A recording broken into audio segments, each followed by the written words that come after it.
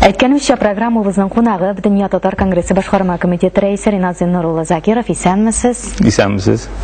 Ринат Зиннуруллы әңгәмәбезне башлаганчы Төркиядә узган вакыйгадан репортаж карап киттек әле.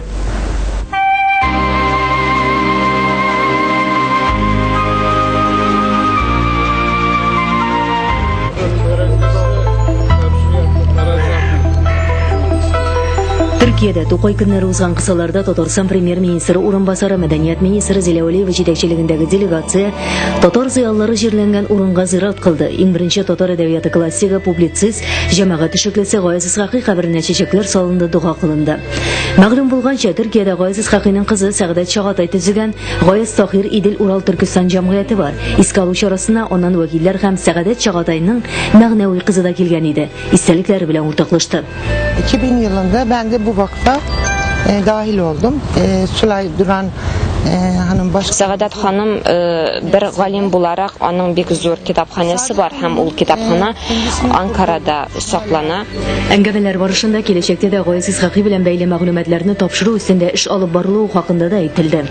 Bu 2006 yılı sonuna. 2006 елдан соң калган архивтагы кайбер материалларны да без институтка тапшырачакбыз. Заманында Гаяз Исхакый Зилейха кинофильм төшергән ниятләгән була. Дөрес аңа бу эшне башкарырга насыйп булмый. Һәм менә ничә еллардан соң әлеге фильм Татарстанда тормышка аша. Татарстанның халык артисты Рамил Төхвәтуллин фондка әлеге фильмның күчермәсен бүләк итте. Бу Зилейха кинофильмы Гаяз Исхакыйның яктыру рухына дуга булып ирешсен. Hem de biz kelajakda da aның ijatını игътибарсыз калдырмаячакбыз. Әлбәттә, кинофильмнан да спектакльләрендә куячакбыз. Рәхмәт сиңа, Гаяз абзый. Гаяз Исхакый кабереннән ерак түгел Сөембикә манарасын хәтерләтүче изге урында дәүләт эшлеклесе Юсуф Акчура җирләнгән. Аның эшчәнлегенә тукталынды. Бүгенге көндә дә фикерләрнең актуаль яңгырашта булуы әйтелде. Нык нигез, нык парламентаризм мәктәбе булган җирдә генә туу мөмкин.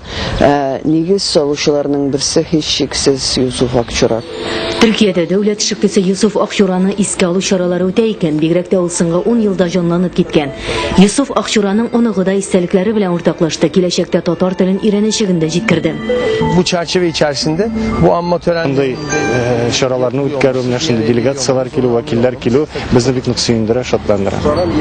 Төркиядә элеклектән татар зыяллары яшәгән. Шундыйларның тагын берсе дәүләт эшлеклесе Садри Максуди.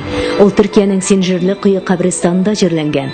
Садри Максудиның оныклары әлеге чарада үзләрен бер төш күргән кебек хис итүләрен дә җиткерделәр. Bundan sonra biz onukları olarak en büyük isteğimiz sizlerden onun başladığı, onun ve arkadaşlarının başladığına devam etmeniz. Оныклары бабаларыбызның фикерләре ярты юлда калмасын иде дигән теләкләрен дә юлладылар. Оныклар белән бергә янәшәп торабыз икән, без бик бәхетле калдык. Димәк, алар башкарган эшләр, алар башлаган эшләр дәвам итә. Шушы шәхесләрнең бүгенге дөньяда да никадәр кирәклеген күреп, аларның бүген дә безнең белән бергә шулай яшәешен тоеп, үзебезнең хөрмәтне дә белдереп торырга тиешбез.